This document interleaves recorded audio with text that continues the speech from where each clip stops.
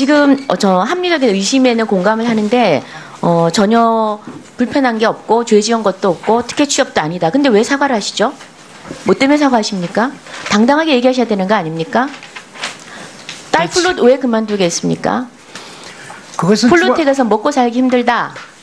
아빠 돈 있으니까 외국 유학 보낸다. 그거 아니었습니까? 그건 아니었습니다. 전혀 아니었습니까? 플롯이라는 게 중학교 때부터 얘가 자, 그러면 했습니다. 대학원에서 전공했을 때 사이버 했습니까? 본학교 다녔습니까?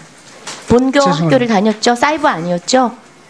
연세대 대학원 말씀하십니까? 아니요. 빙햄턴. 빙햄턴 본교 다녔습니다. 본교 다니고 그다음에 다시 한국으로 전혀 다른 전공의 연세대학원 오셨죠? 전혀 전공이 다르지 다르죠. 아트 않습니다. 시네마 하다가 그다음 웨어러블 하는 아트 걸로. 시네마는 아마 부전공을 했을 겁니다. 그럼 전공이 뭐죠? 본래 파인 아트입니다. 파인 아트. 파인 아트하고 지금 웨어러블하고 관련이 있나요? 저는 관련이 있다고 봅니다. 뭐 뭐든지 다 관련이 있다고 생각하면 다 관련이 있죠. 그리고 연대 졸업하고 그다음에 당당하게 LG CNS 들어갔죠. 그렇습니다. 공채 채용이었나요? 공채였습니다. 언제였나요? 학사, 석사. 2007년 3월로 지금 해명 자료 내셨던데 그때 공개 채용 있었나요? 네. 있습니다. 자, 그런데 지금 일단 그 웹상에 보니까 다른 공개 채용은 다 나오는데 공개 채용 공고 내용이 나오는데 이때만 없습니다. 그래서 자료를 달라는 겁니다. 그래서 아까 그 자녀 특혜 취업에 대해서는 저희가 굉장히 다르게 다뤄야 됩니다. 이건 특권, 우리 지금 소위 말하면 사회 지도층이 청년 실업을 걱정하면서 청년 취준생들을 가슴을 때리는 겁니다. 가슴을 멍들게 하는 겁니다. 지금 청년 취업생 100만인 건 아시죠? 그들이 지금 다락방에서 독서실에서 밤잠을 설쳐가며 공정한 기회를 달라고 또 주어질 것이라고 믿고 지금 공부를 하고 있습니다. 그래서 그들이 지난번에 촛불을 들었습니다. 정유라에 대해서 분노를 일으켰습니다. 그래서 다른 건 모르겠지만 우리가 특혜 취업, 특혜 입학만큼은 여야를 넘어서 저희가 분명히 검증을 해야 된다고 생각을 합니다. 저는 합리적 의심을 계속 가집니다. 아들이 어느 대학 나왔죠? 청운대에 나왔습니다. 청강문화대학. 청운대입니다. 청운대. 네. 2년제입니까? 4년제입니까? 4년제입니다. 거기 연극 영화과 전공했죠? 방송연기 전공했습니다. 자, 그리고 지금 LG 계열사로 들어갔습니다. 범 LG죠. 범 LG. LG 물류를 담당했으니까. 그 다음 LG CNS 들어간 딸. 고등학교 때 플롯을 하다 갑자기 아버지가 안 된다고 중단시켜서 미국으로 유학을 보내고 다시 스카이 대학으로 대학원을 보내고 아버지가 다녔던 회사에 다닌다. 더 이상 얘기하지 않겠습니다. 일단 자료 제출해 주십시오. 그리고 지금 조금 전에 제가 굉장히 지금 이 분노를 금치 못하는 게 미래부에서는 지금 이거 150만 원씩 보낸 자료가 있으면서 왜 제출을 안 하는 겁니까? 의원한테 장난하는 겁니까? 지금 딸도 개인정보 지금 자료를 미래부에 제출했다고 합니다. 근데 미래부에서 의원들한테 주지 않는 이유가 뭡니까 도대체? 뭘 감추려고 하는 겁니까? 지금 질의 시간에 아까 자료 달라고 했는데 지금 다른 의원 질문하는데 있다고 하고 뭐 야당 여당 다르게 취급합니까? 이 뭐 하는 겁니까? 이 자료를 달라는 거는 증여세 탈루와 관련돼서입니다. 간단하게 여쭤보겠습니다. 깨끗하고 당당하신 후보자님 하나만 여쭤볼게요. 딸이 2007년 3월에 직장 생활해서 지금까지 총 수입이 얼마인지 아십니까? 제가 간단히 말씀드리겠습니다. 근로소득 영수증과 연말정산 자료에 기해서 최근 5년간 자료 줬습니다. 그 이전 자료 요청합니다. 그게 있어야 증여세 탈루가 됐는지 안 됐는지 정확하게 저희가 추정이 아니라 객관적인 사실에 의해서 얘기를 할 수 있습니다. 그래서 자료 꼭 주십시오. 일단은 합리적 추정을 하겠습니다. 5년간 총 수령액이 2억 6천입니다. 총 지출이 1억 8천입니다. 그래서 차액이 8,300입니다. 이 따님이 지난 신용카드, 직불카드, 의료비, 교통비 쓴 거 다 1억 8천 제하면은 차액이 8,300이 남습니다. 자, 그런데 재산 등록을 3억 200을 했습니다. 그건 무슨 말이냐? 입사, 연봉 2,900입니다. 입사한 2007년부터 2011년 57개월 동안 2억 2천만 원을 저축을 해야 된다는 소리입니다. 왜? 재산이 3억이기 때문에 3억 200만 원입니다. 그리고 2012년부터 16년까지 8,300입니다. 순재산이. 카드 빼고 아무것도 쓰지 않았습니다. 추가는 없고요. 빨리 마무리하세요. 추가는 안 드렸습니다, 전부. 이제 후보자분의 그 배우자와 저희 그 비서 보좌관 간에 대화가 있었는데요. 그건 이제 제3자가 녹음한 게 아니기 때문에 통신 비밀 대화 비밀 침해 금지에 해당하지 않는다는 말씀드리고요. 다음에 신분을 밝혔고, 다음에 그 음성 변조를 한 것은 혹시 당사자의 목소리를 알아듣고 피해가 있을까봐 저희들이 배려를 했다는 말씀드리겠습니다. 이상입니다. 예, 수고하셨습니다. 예, 다음 순서는 존경하는 김성태 의원님 질의해 주시기 바랍니다. 예, 자유한국당 김성태 의원입니다. 정말 중차대한 시기에 미래부 장관 후보로 지금 청문회에 앉아 계신데 제가 몇 가지 좀 질의를 드리겠습니다. 최근에 우리가 이제 4차 산업혁명과 관련된 많은 이 국제적인 큰 흐름에서 다보스 포럼에서 지적하는 가장 우리나라의 지금 현재 비추어 볼 때 무엇이 가장 지금 우리나라가 취약한 부분이다. 한마디로 좀 말씀해 주십시오.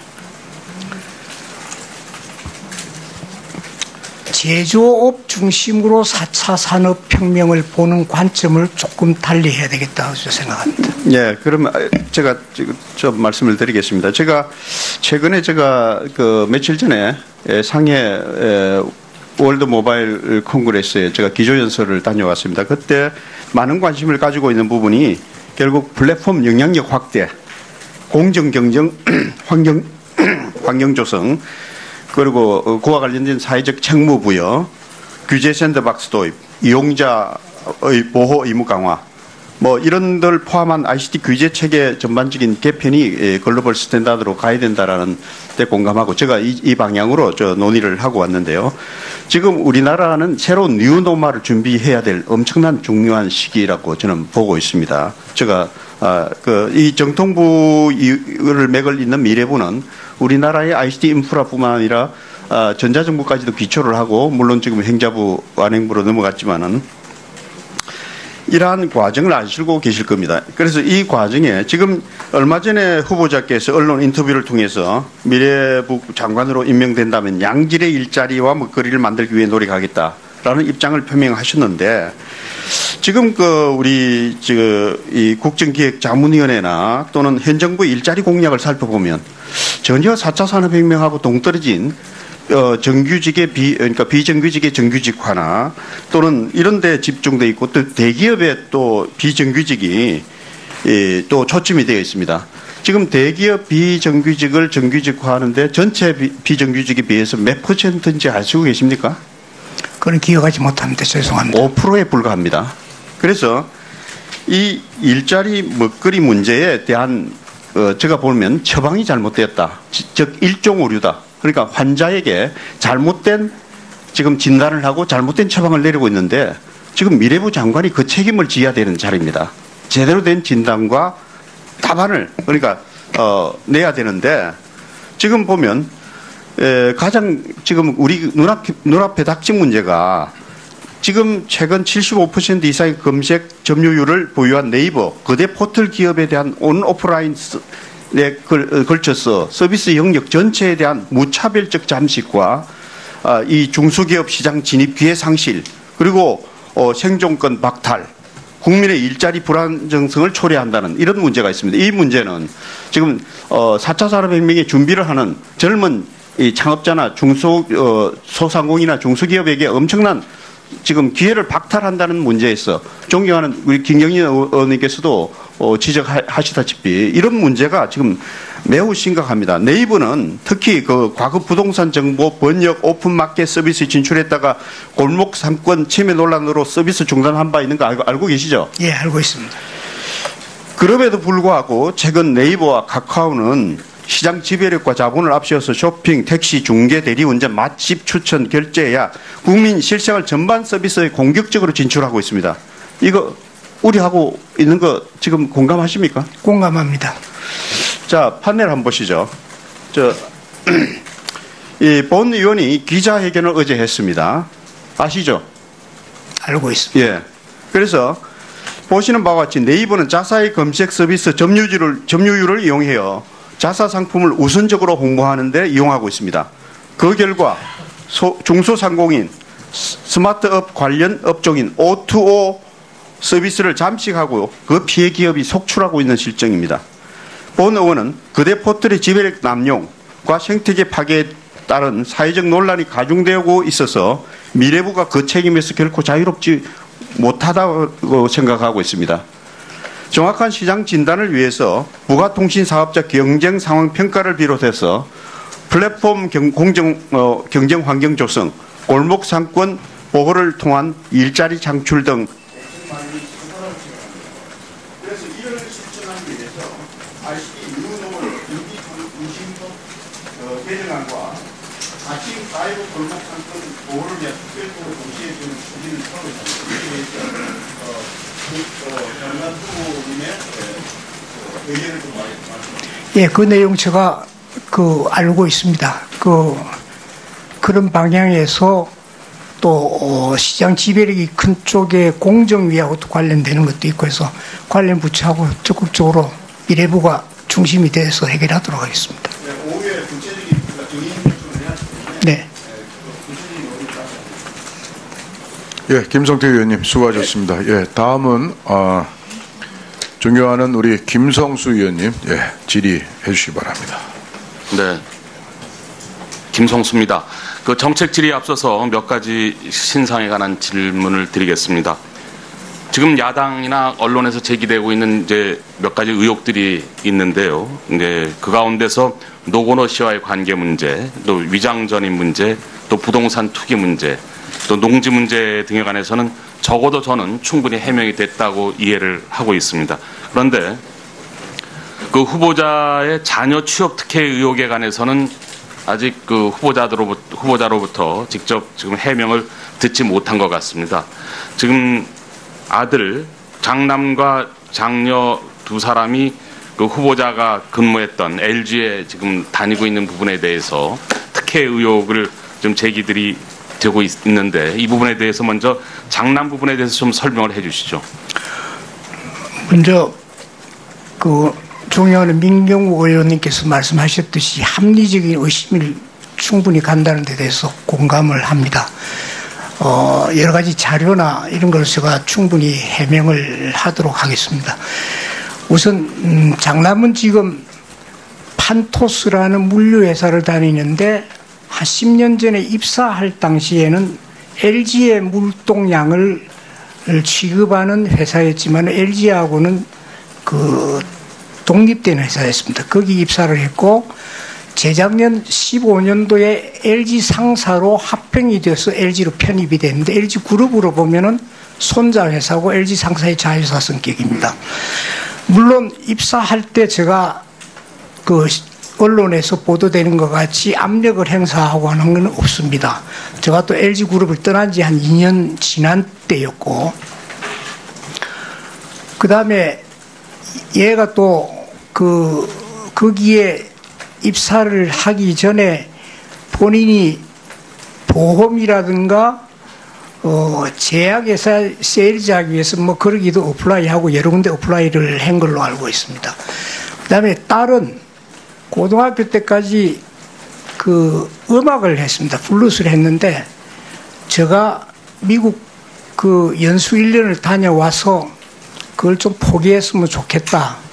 근데 고2 때 되니까 이게 수능을 쳐서 따라갈 수 있는 형편이 안 됐습니다. 그래서 제가 미국 유학을 지네 엄마하고 비슷한 디자인 쪽을 좀 하면 어떻느냐 해서 미국 유학을 갔고 그때 약속할 때 주립대학을 간다. 또 학비 문제 등등이 있으니까 그 다음에 끝나고 한국에 돌아온다. 요 약속이었습니다.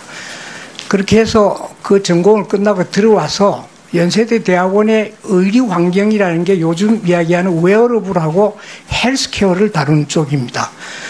얘가 LG CNS 입사할 당시에 두 군데 시험을 쳤는데 하나는 FNC 코롱이라고 스포츠웨어를 헬스케어 하는 쪽하고 LG CNS를 거의 비슷한 시기에 해서 본인이 선택을 해서 LG CNS를 갔고 그 웨어러블하고 헬스케어 쪽은 갈 수 있는 데가 주로 대기업의 SI 회사를 많이 갈 때고 또 수요가 많이 필요할 때였습니다.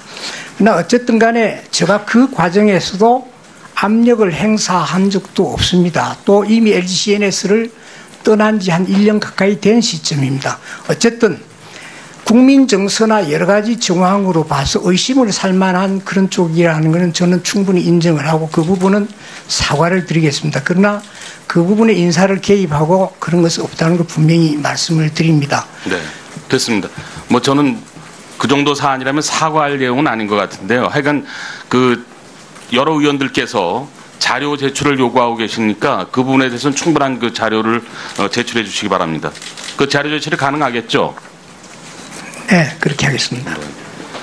그 통신비와 관련해서 질문을 드리겠습니다. 앞서서 그 민간 사업자의 협조도 중요하지만 법 테두리 안에서 하시겠다 이런 말씀을 해주셨는데 국정자문위원회가 내놓은 통신비 인하 방안에 대해서 선택 약정 할인율 인상이라든가 보편 요금제 같은 부분에 대해서는 민간 사업자들이 지금 이게 법 위반의 요소가 짙다, 재산권 침해다 이런 이유를 들어서 법적 다툼을 하겠다 이런 움직임이 있는 것으로 알고 있습니다. 이 부분에 대해서는 어떻게 생각하십니까?